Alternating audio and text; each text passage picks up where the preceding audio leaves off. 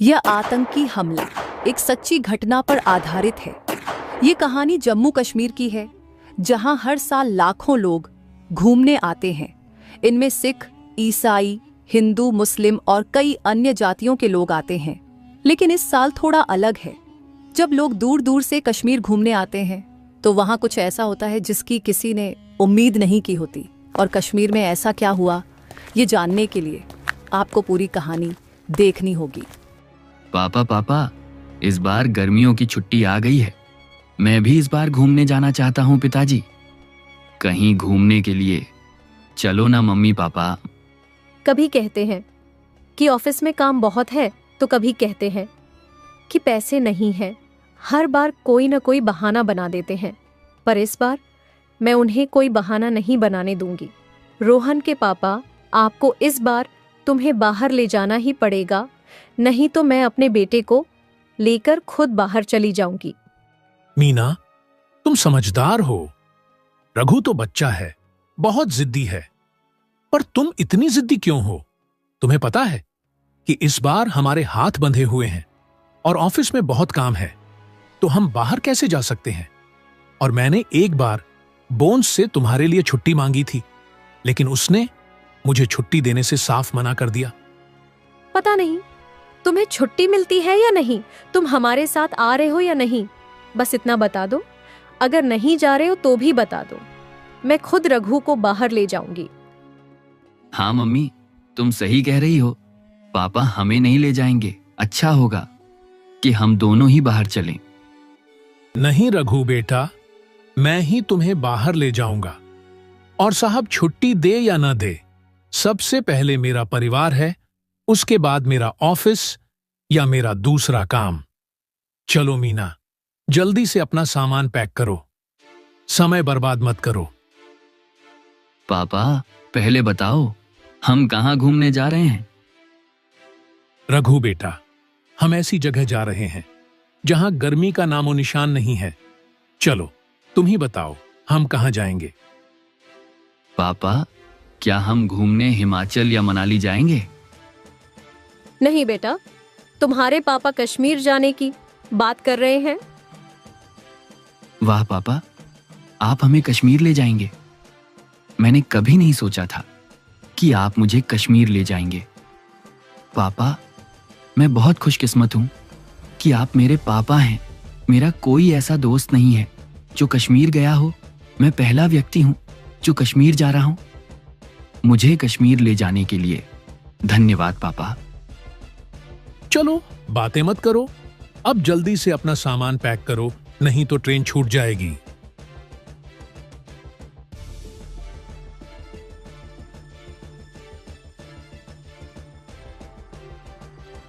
फिर सब लोग कश्मीर जाने के लिए अपना सामान पैक करते हैं और उनके जैसे कई लोग भी कश्मीर जाने के लिए तैयार हो जाते हैं, जिसमें हिंदू, मुस्लिम, सिख और ईसाई लोग हैं। असली कहानी कश्मीर जाने के बाद शुरू होती है। रघु का परिवार और अन्य लोग भी कश्मीर पहुंच गए। वहां सभी लोग बर्फ का आनंद ले रहे थे और खूब आनंद ले रहे थे, लेकिन उन्हें भी नहीं पता था कि उन पर हमला हो जाएगा। तभी रघु अपने पापा से कहता है, पापा मुझे बहुत ठंड लग रही है, पर मुझे भी बहुत मजा आ रहा है। अब तो चाय पीने का मन भी हो रहा है और भूख भी लग रही है। नहीं रघु, तुम्हें कुछ नहीं मिलेगा। तुमने सिर्फ खाना खाया और चाय पी। नहीं मम्मी, मुझे चाय पीनी है और मुझे रोटी भी खानी है। तुम कहीं से ले आओ। ठीक है बेटा, तुम रोना बंद करो और मैं घूम घूम कर कोई ढाबा ढूंढ लूंगा। फिर सोहन एक ढाबा देखने जाता है और वहां लोगों से पूछता है कि क्या आसपास कोई ढाबा है, लेकिन काफी देर तक खोजने और पूछने के बाद भी उसे कोई ढाबा नहीं मिलता। लेकिन एक व्यक्ति उसे बताता है कि आगे पहलगाम नाम का एक गांव है, वहां तुम्हें एक ढाबा मिल जाएगा। आप वहां जाकर खाना खा सकते हैं और घूम भी सकते हैं।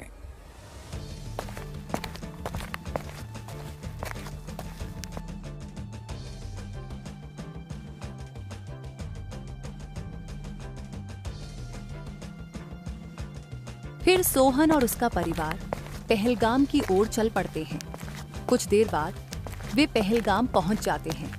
पहलगाम पहुंचकर सबसे पहले ढाबे पर चाय नाश्ता किया। वाह पापा, यहाँ तो चाय नाश्ता बहुत बढ़िया मिलता है। इसे पीकर और खाकर पेट भर गया। अभी तो मुझे घूमना है और तुम दोनों के साथ खूब खेलना भी है। नहीं बेटा, रात हो जाएगी। हम अपने होटल में चले जाएंगे। कल सुबह आकर फिर घूमेंगे।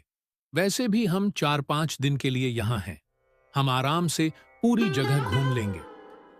नहीं पापा, मुझे आज ही घूमना है और मैं घूमे बिना नहीं मानूंगा। नहीं बेटा, इतनी जिद मत करो।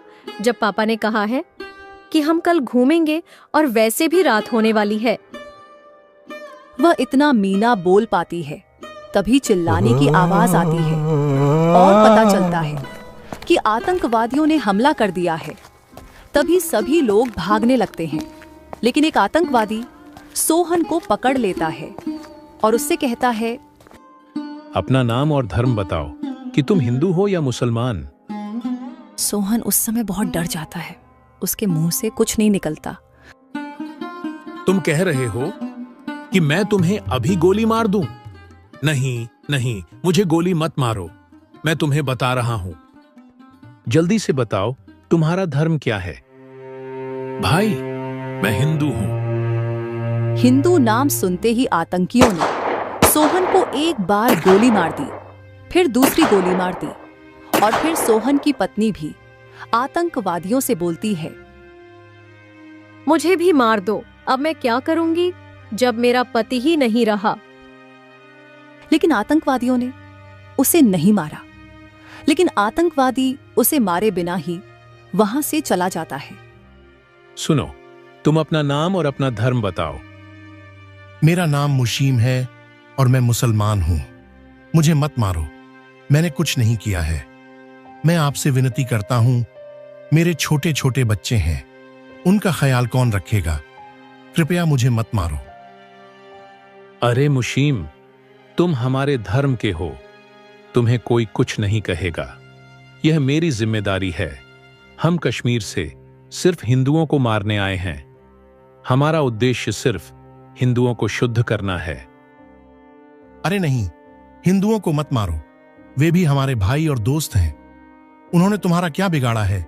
हमें मिलजुल कर रहना चाहिए, एक दूसरे को मार कर नहीं। आज तुम हिंदुओं को मार रहे हो, कल ऐसा ना हो कि हिंदू भी हमें मारने लगे, तो फिर हम क्या करेंगे? इसीलिए मैं कहता हूं, ये लड़ाई यहीं खत्म करो और हम सबको छोड़ दो। अरे चुप हो जाओ। मरना है क्या? यह ज्ञान किसी और को दे दो। हमारा उद्देश्य हिंदुओं को खत्म करना है और मैं इसे आज पूरा करूंगा। जो भी हमारे बीच आएगा, मैं उसे मार दूंगा। अरे नहीं भाई, मैं कुछ नहीं बोल रहा हूं। जो करना है कर लो, लेकिन मुझे मत मारना। फिर आतंकवादी मुशीम को छोड़ देता है और दूसरे व्यक्ति से कहता है, तुम अपना नाम बताओ। तुम्हारा नाम क्या है? वह डर जाता है और मन ही मन सोचता है, अगर मैं इस आतंकवादी को अपना असली नाम और असली धर्म बता दूं, तो वह मुझे तुरंत मार देगा। मैं ऐसा करता हूं, मैं उसे अपना नाम और धर्म गलत बताता हूं, जिससे मेरी जान बच जाएगी। मेरा नाम रज़ाक अली है और मैं मुसलमान हूं। अब तुम मुझे नहीं मारोगे क्योंकि मैं तुम्हारे धर्म का हूं। ओह, तो तुम मुसलमान हो? चलो, मुझे कलमा सुनाओ। कलमा? ये कलमा क्या है? तुम कलमा के बारे में कुछ क्यों नहीं जानते? ओह, यह तो हर मुसलमान जानता है। तुम क्या सोच रहे थे? तुम मुझे पागल बना दोगे और मैं ऐसे ही पागल बन भी जाऊंगा। मैं ऐसा आतंकवादी नहीं हूं। भाई, मुझे माफ कर दो। मुझसे बहुत बड़ी गलती हो गई। मुझे मत मारना। मेरे छोटे छोटे बच्चे हैं। अगर मैं मर गया तो उनकी देखभाल कौन करेगा? कृपया मुझे मत मारो, मैं आपसे विनती करता हूं। आतंकवादी उसकी बात नहीं सुनता और उसे गोली मार देता है और उसे मारने के बाद आतंकवादी वहां से भाग जाता है। ये पहलगाम की घटना है। आतंकवादियों ने सिर्फ सोहन को ही नहीं मारा, वास्तव में उन्होंने कई अन्य लोगों को भी मार डाला। आतंकवादियों ने केवल हिंदुओं को मारा और उन हिंदुओं को भी जो झूठ बोल रहे थे आतंकवादियों से खुद को बचाने के लिए कि मैं मुसलमान हूँ।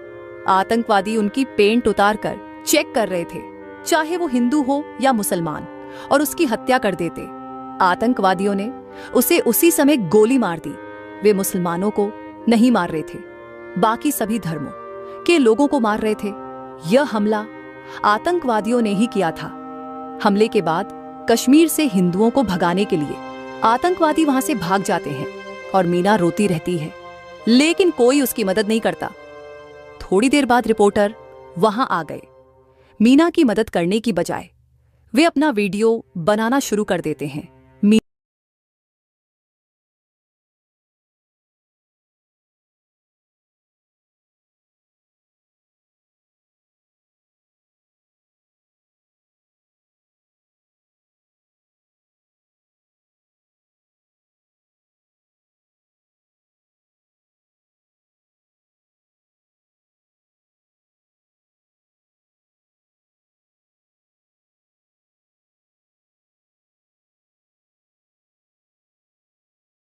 लोग जागरूक हो सकें।